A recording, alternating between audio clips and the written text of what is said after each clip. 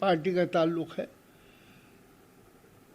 हमारे शिवपाल जी भी हमारे भाई हैं, छोटे भाई हैं। उन्होंने भी, वो भी समाजवादी से, बुनियादी एतबार से समाजवादी से जुड़े हुए रहे हैं, लेकिन आज बदकिस्मती है कि वो समाजवादी से अलहदा है। उन्होंने अपनी एक पार्टी अलहदा बना ली है और इस वक्त वो अपने बड़े भाई मुलायम सिंह से जुदा हैं। मुझे अफसोस है, मेरे पास ये पिछले साल कुछ लोग लखनऊ से पहुँचे थे, नदवे के लोग, और उन्होंने मुझसे कहा था कि भाई ये सारा नुकसान पार्टी को, समाजवादी को पहुंचेगा अगर शिवपाल सिंह जी अलहदा रहते हैं, इनके सुलह कराइए। तो मैंने बहरहाल शिवपाल सिंह से बात की थी और अखिलेश जी से भी, और दोनों को मिलाने की भरपूर कोशिश की थी, मिल भी गए थे। लेकिन इसके बावजूद जब इलेक्शन ख़त्म हो गए तो फिर निभाव नहीं है। उन्होंने अलहदा डीपी यादव से मिलकर अपनी अलहदा कोशिशें जारी हैं उनकी।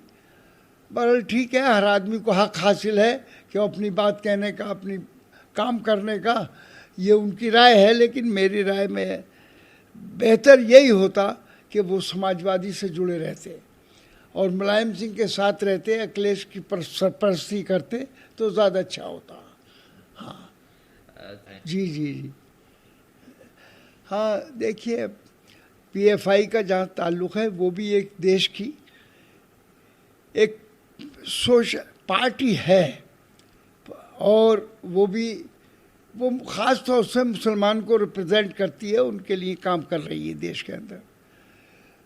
तो गद्दार वतन तो है नहीं वो, उनको उन पर बैन लगाना इस तरीके से मुनासिब नहीं है, जबकि हमारे सामने आरएसएस मौजूद है और पार्टियां मौजूद हैं, और जो एक इन्होंने एक वो बना ली है, आरएसएस के ही लोग हैं कि जिन्होंने क्या नाम है वो बनाई है, क्या नाम उसका देश, वो मैं भूल गया उसको। खैर, तो इस तरीके से और भी लोग हैं जिन्होंने काम किया है। खुद बीजेपी के अंदर ऐसे लोग मौजूद हैं जो अपनी पार्टियां अलग चला रहे। देश संसद, वही संसद कौन सी बनाई थी वो,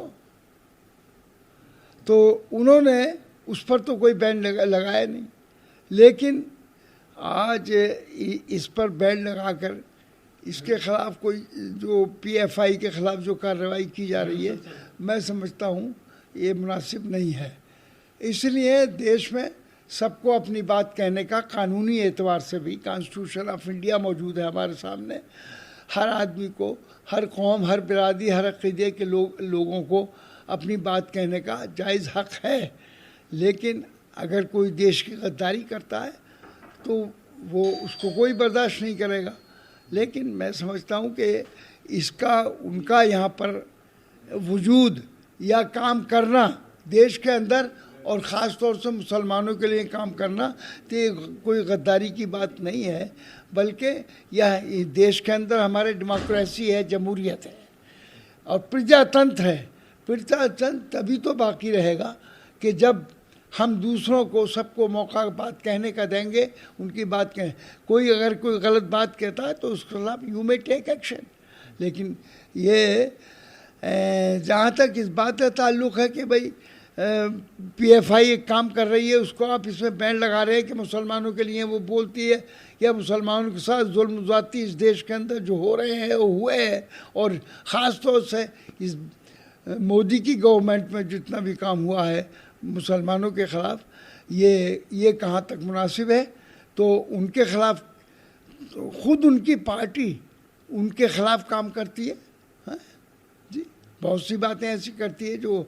लेकिन आज हम देख रहे हैं कि पीएफआई को जिस तरीके से हरास किया जा रहा है, जिस तरीके से दबाने की कोशिश की गई, गिरफ्तारियां की गई, उनके साथ कार्रवाई हुई, लेकिन आज उन पर बैन लगा दिया। तो बैन का ताल्लुक़ है। मैं तो इसको मैं समझता हूँ कि जमहूरियत में जो पार्टी अपने किसी कौम के लिए काम करती हो, उसके लिए काम करना, उसके लिए उसकी बात कहना, कमज़ोरियों को बताना या अपने दुख दर्द की बात को बताना, और उनके साथ जो जुल्म हो तो जुल्म को उजागर करना, ये कोई जुर्म नहीं है। सर आखिरी गया है केंद्रीय कर्मचारियों का। हाँ, तो ये सब उनके सामने 24 है। इलेक्शन लड़ने के लिए ये सारी तैयारियां इस टाइप की हैं, जायज़ हैं नाजायज़, जो कुछ भी करना चाहते हैं वो कर रहे हैं। हाथ में ताकत है। तो आज अपोजिशन इस बात से सतर्क है और इस बात से बहरहाल वो इतना दुखी हो गया है इस वक्त अपोजिशन के सारे लोग। मुझे उम्मीद है कि सब मिलकर, अपोजिशन मिलकर इन हालात का मुकाबला करेगा।